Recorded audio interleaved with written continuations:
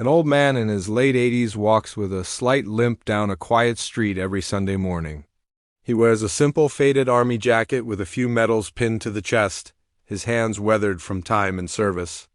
In his hand a small bouquet of fresh flowers, sometimes roses, sometimes lilac, sometimes wildflowers tied together with a string. He never speaks to anyone during this walk. He nods politely if someone greets him but doesn't stop. His path is always the same. Down Main Street, past the church, through the park, and finally stopping at a small, forgotten corner of town.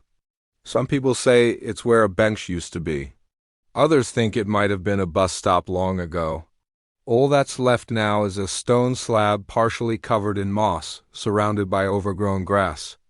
Without a word, the man places the flowers gently on the stone, stands for a moment in silence, and then walks away the way he came. No camera, no fanfare, no one waiting to record or interview him. Just a man and his flowers every week, without fail. Over the years, people began to notice. At first, it was the early risers, the joggers, dog walkers, or those heading to church. They saw the man's quiet ritual and were touched by it.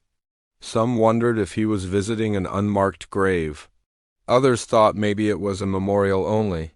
He understood, but no one asked. It felt wrong to interrupt. His silence was sacred. As more people began to notice, the town's curiosity grew. Children whispered stories about him at school. Teenagers speculated online. Someone posted a picture of him from afar with the caption, "Every Sunday, who's he remembering?" The post got a few shares, a few likes, then faded into the background. But the man never changed his routine. Rain, snow, sunshine, it didn't matter. The flowers were always fresh. His walk was always slow but steady. His eyes always fixed on that one spot. People began to anticipate him. Every Sunday, someone would glance at their watch and say, "He'll be here soon." A few times, someone left flowers of their own after he'd gone. Once, a local artist painted the scene and hung it in the town diner. But still, no one knew the full story. The man never offered an explanation. It became an unspoken rule not to disturb him. He wasn't doing it for attention. He wasn't seeking sympathy. This was his ritual, and people respected that. As years passed, newer residents to the town would learn about him through word of mouth. "That's Mr. Harris," someone would whisper. "He's been doing this for as long as I can remember." And they would watch him, moved by the quiet dignity of his actions. Some started calling him the Sunday Soldier. To most, he remained a mystery, but a comforting one, a reminder of something deeper than anyone could fully explain. He became part of the town's rhythm. Stores opened, children grew up, seasons changed, but Mr. Harris and his flowers remained. One local florist began setting aside a special bouquet every Saturday, knowing he would be by to pick it up. He never requested a specific arrangement. He simply pointed and paid in cash. The florist never asked why. She just made sure the bouquet was always beautiful. Eventually, people stopped trying to guess the reason behind the ritual. It was enough just to witness it. It was enough to feel something stir inside as he laid down the flowers and stood in silence. Something about the way he bowed his head, the way he lingered just a moment longer each time, made it clear that this was more than routine. It was love, grief, memory, and devotion all rolled into one. He never missed a Sunday. Not when the streets were covered in snow. Not when he used a cane after a fall. Not even during the worst rainstorm in years. People watched from their windows as he made his way through puddles. His shoes soaked, the flowers wrapped in plastic to keep them dry. There was something in his eyes that no one could quite describe, a mix of sorrow and peace, like he carried a lifetime of memories in silence and chose to honor them in the only way he knew how. And still, no one asked. Because by then, they knew the answer didn't matter as much as the act itself. It was pure. It was personal. It was sacred. One day, a young boy followed him from a distance, curious but quiet. He watched the man place the flowers and stay still for a long time. When the man turned to leave, he noticed the boy and smiled, the kind of smile that holds 1,000 untold stories. The boy smiled back and said nothing. He didn't need to. In that brief exchange, Something was passed down, a lesson, a feeling, a connection between generations. The ritual continued. And in that small town, the people slowly realized they were witnessing something more than grief. They were witnessing love that had stood the test of time, memory that never faded, and a kind of loyalty that didn't need an audience. They were witnessing a man who carried the past, not as a burden, but as a tribute. A man who walked alone every Sunday, not to relive sorrow, but to keep a promise. As the old man's Sunday visits continued, whispers in the town slowly turned into conversations. At first, it was subtle curiosity, brief remarks, between neighbors, or quiet nods when someone mentioned the man with the flowers. But with each passing week, more people began to pay attention. Children walking with their parents would point and ask questions. Teenagers who had once dismissed the act as strange began to feel something deeper stirring in them. Even the busiest locals, who usually never stopped to notice anything beyond their own routines, found themselves pausing their mornings just to watch him pass. His presence became something the town felt, and the mystery surrounding him only made it more powerful. Then came the conversations online. A woman from the local bakery posted a picture on Facebook, the man walking with his flowers in hand. Just as he passed by her window, the caption read, "Every Sunday. Always alone. Always the same flowers. Who is he remembering?" Within hours, the photo began spreading. People from outside the town began commenting.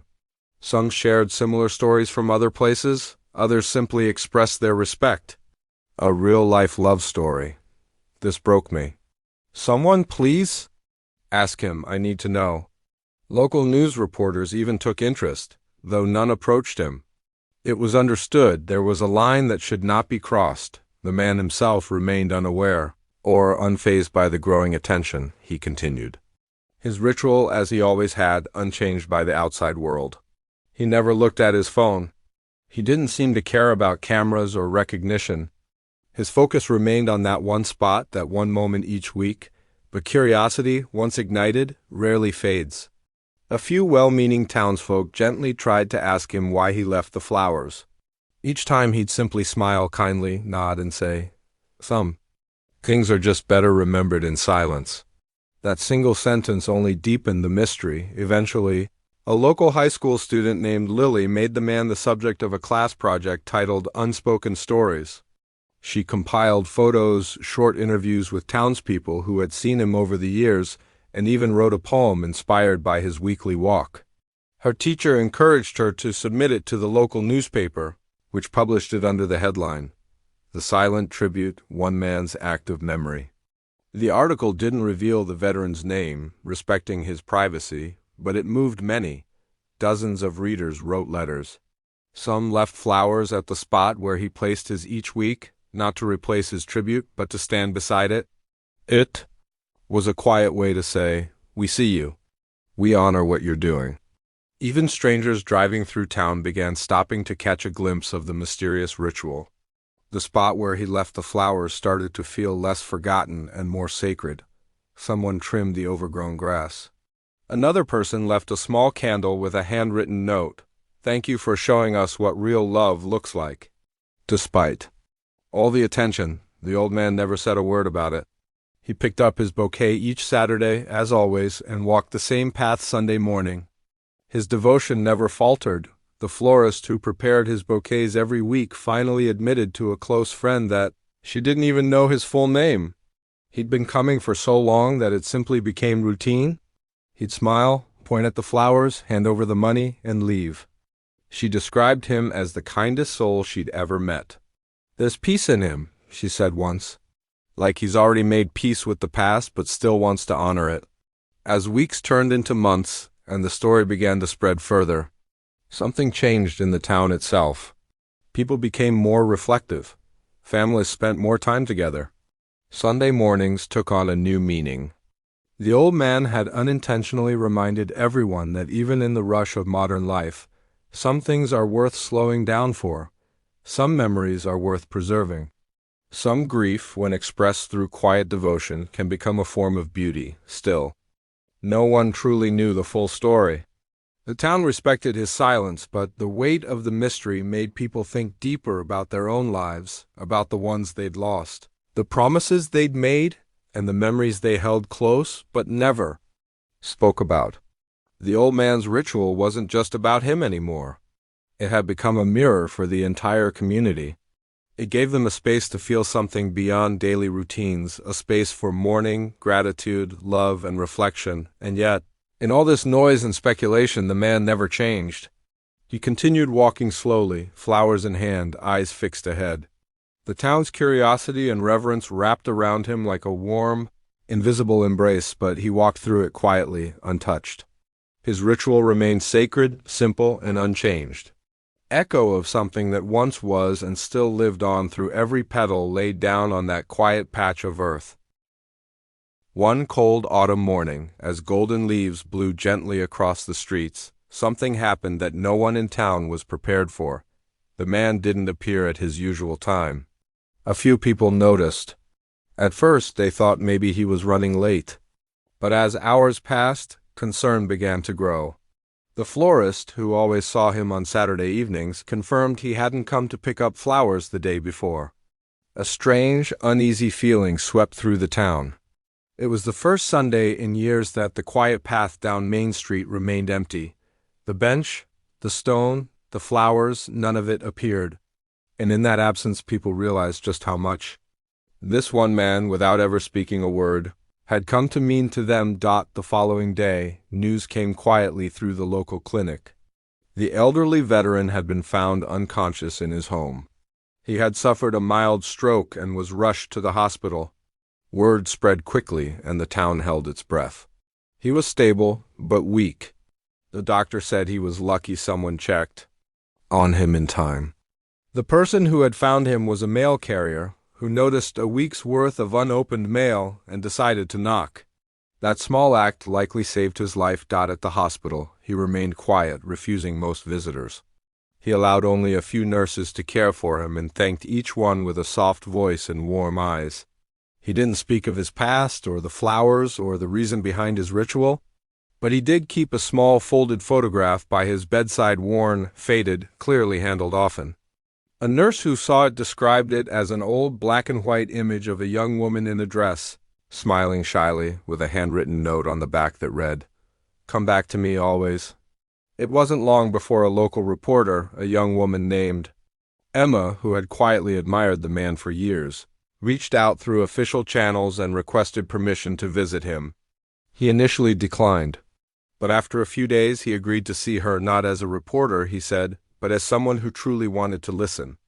Emma visited him one afternoon, notebook in hand but heart open. She didn't ask questions right away. She simply sat beside him and waited. After a long silence, he began to speak. He told her his name was Thomas Harris.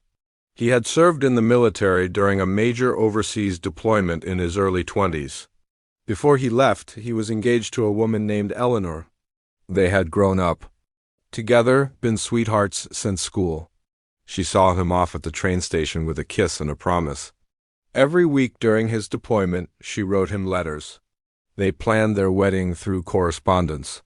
But just months before his return, she passed away from a sudden illness. Her last letter never made it to him. He found out only when he returned home, expecting her at the station. Instead, he was met with silence. He never married after that. Never found anyone else. "I already gave my heart away," he told Emma. "Didn't have another to give." The spot where he placed the flowers every week had been the very place where they shared their last goodbye. He said she told him, "I'll wait for you right here." So he came back to that spot. Not to find her, but to keep the promise. Every Sunday, he brought flowers, not because someone told him to, not because of guilt or tradition, but because it was the only way he knew how to stay connected. "She waited for me once," he said. "Now it's my turn to wait for her." Emma sat in silence, her eyes filled with tears. She asked if she could share his story. He thought for a long while before answering. "Yes," he said, "but not for sympathy. Only if it helps someone remember that love doesn't end when someone leaves. It just changes its form." Emma agreed. The story was published days later with his permission and blessing. The headline read, The Man Who Never Stopped Waiting. The article went viral. National news outlets picked it up. Thousands of people from all over the world left messages of support, admiration, and shared their own stories of lost love and lasting devotion. People began traveling to the town just to see the spot where Thomas left his flowers. A small memorial was created with a plaque that read, "In memory of Eleanor and in honor of Thomas Love, remembered forever." But the most moving tribute came from Thomas himself. When he was discharged from the hospital weeks later, frail but smiling, he made his way down the path once again in one hand, bouquet in the other. The whole town stood silently along the route, watching him, tears in their eyes. He didn't acknowledge the crowd. He didn't need to. He simply placed the flowers on the stone, closed his eyes for a moment, and whispered something only he and Eleanor would ever know. In the weeks that followed Thomas Harris's return from the hospital, something profound shifted in the town. What had once been a quiet ritual witnessed by a few had become a movement of reflection, kindness, and shared memory. People who had never spoken to one another began sharing stories of their own lost loved ones. A new bench was placed near the spot where Thomas left his flowers, engraved with a quote from his interview. "Love doesn't end when someone leaves, it just changes its form." The bench became a place of comfort not only for him, but for everyone who carried their own unspoken grief. Children brought drawings. Strangers left letters. Veterans from nearby towns began showing up to pay their respects, not only to Thomas, but to the memory of all who had served and all who had waited. Sunday mornings became quieter, more sacred. Families came together not just to watch him, but to remember their own stories. It wasn't about one man anymore. It was about what he represented, a deep, unshakable connection to the past, and a reminder that love, when held quietly but firmly, can echo across decades. As winter approached, and the air grew colder, Thomas's steps became slower. His cane tapped gently against the pavement. Each week, someone would quietly offer to walk with him, but he would politely decline. He still wanted to do it himself. One morning, a small group gathered nearby in silence as he laid his usual bouquet down. After a moment of stillness, he sat on the new bench, took out the same folded photograph he always kept with him, and stared at it quietly. His eyes were soft, full of peace, as if he was no longer waiting, but preparing. That week, he didn't return the way he came.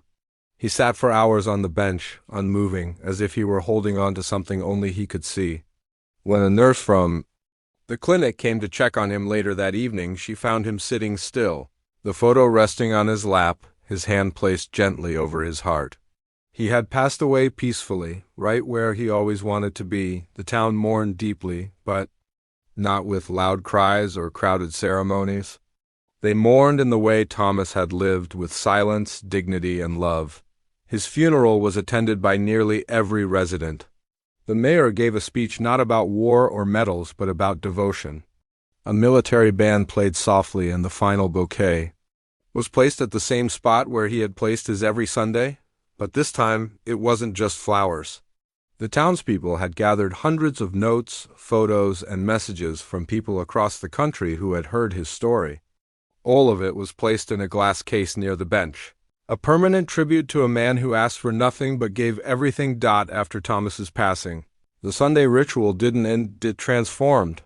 Families began taking turns bringing flowers. Every Sunday, veterans sat on the bench and shared stories. Couples walked hand in hand, reading the plaque and reflecting on their own promises. The town had become more than a dot on the map. It had become a place of memory, of legacy, of enduring love. Schools began teaching Thomas's story to children, not as a tale of loss, but of how one quiet act of devotion could ripple through an entire community and far beyond. Tourists who visited expected a statue or museum, but found something far more moving, a simple bench, a plaque, a patch of flowers, and the echo of a man's footsteps who showed up every week not to be remembered, but to remember. His story lived on not because of the media or viral posts, but because it awakened something timeless in everyone who heard it. In a world moving faster every day, Thomas had shown them the strength in stillness, the power of memory, And the kind of love that never needs to be spoken aloud to be real. Years later, a documentary was made about his life. Its final shot showed the same quiet street, the same old path, now covered in petals of fresh flowers left by people who never knew Thomas personally, but who had been changed by what he stood for. The final words of the film were his own, recorded during his hospital stay, now etched into stone near the bench. I didn't leave those flowers to be remembered. I left them because I remembered. That's what love really is.